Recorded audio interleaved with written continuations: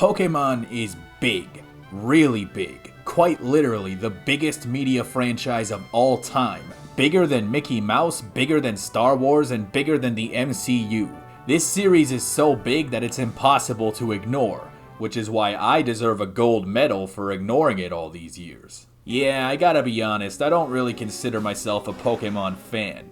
My earliest memories of Pokemon was the anime. We had a VHS tape that had 3 episodes on it that I kept watching over and over again because apparently that's what I did for fun. Aside from the odd spin-off like Pokemon Puzzle League or Troze, I didn't play the games until decades after the fact, when my brother basically twisted my arm into starting a new Pokemon Red file on his old-ass Game Boy Color that I still have, and I have no idea how it's still working.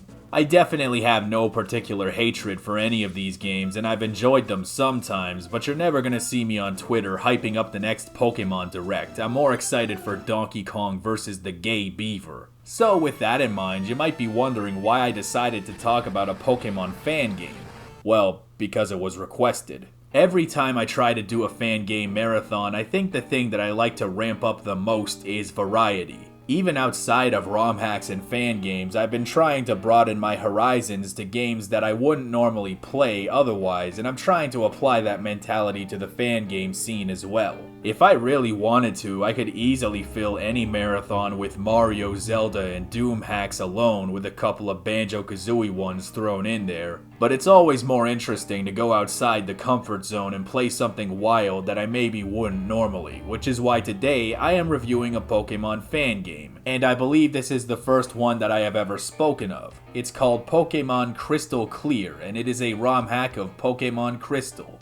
Even though I don't generally self-identify as a Pokemon fan, if I was one, I would definitely be a Gen 2er. The only mainline Pokemon games I've actually beaten are Red and Gold, and while I wouldn't write home about either of them, I do remember them. Gen 2 was revolutionary for a number of reasons. It had a day-night cycle, it introduced the daycare, and once you beat the game, you find out that they actually jammed the entirety of the first game's map into the second game, complete with gyms and legendaries and all. They could fit 2 ginormous maps onto a single Game Boy cartridge, and the Call of Duty devs still expect me to believe that they can't bring the game any lower than 250 gigabytes. I guess old devs were just built different. And from that perspective, it makes perfect sense that people would want to ROM hack this game in particular, since it is already incredibly feature-rich right out of the gate. Now, before I get into it, I just want to reiterate that I haven't played Gen 2 in a hot minute, so I apologize if my observations and notes are not as insightful as they might have been in other games that I am familiar with.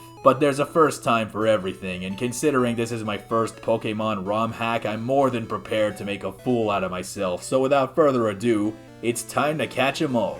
I know it's my destiny, 'cause you're my best friend, in a world we must defend.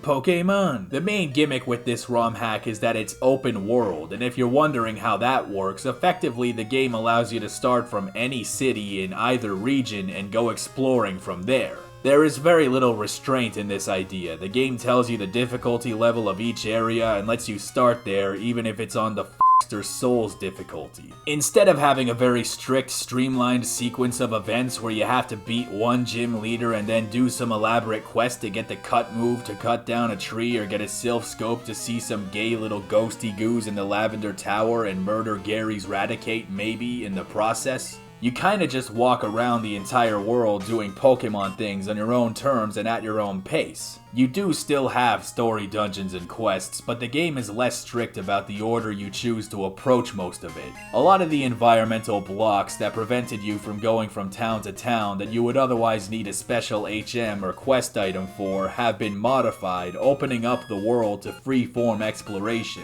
This doesn't apply to everything, of course, and it's worth reiterating that I haven't played Gen 2 in a while, so my frame of reference is not going to be the most accurate, but based on my memory, these changes have dramatically improved the pacing of the game.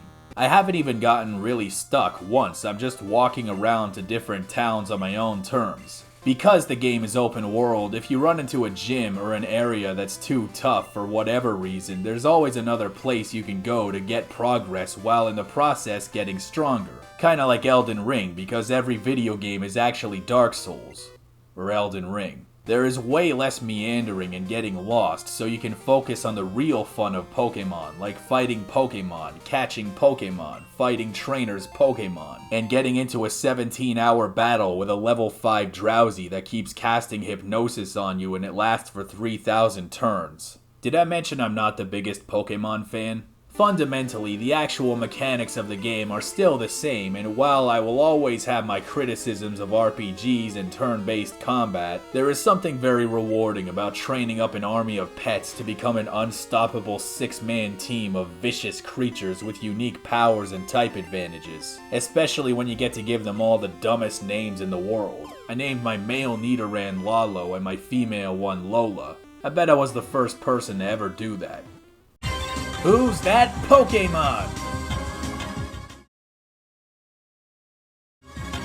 It's Nico! My cousin is here! It is worth noting that I didn't get very far in this game. This is Pokemon, so it would, in theory, take 7 years to beat and would probably put the marathon in jeopardy. But I would be remiss if I didn't acknowledge the super long laundry list of new mechanics and features. Before you even begin, there's literally an option for Nuzlocke mode, just straight up Nuzlocke. Right out of the gate, the game is giving you the rundown of all these new quality of life features they added and how they can actually help with things like farming for shiny Pokemon. That's how you know this was made by the professionals. You can buy a house in any town, there are 24 starters, the Pokédex has been dramatically overhauled, and there are new areas to explore. They also added a scaling feature for trainers and gym leaders, just in case you thought the game was too easy. And under the right circumstances, you can actually trade your Pokemon into Pokemon Stadium 2.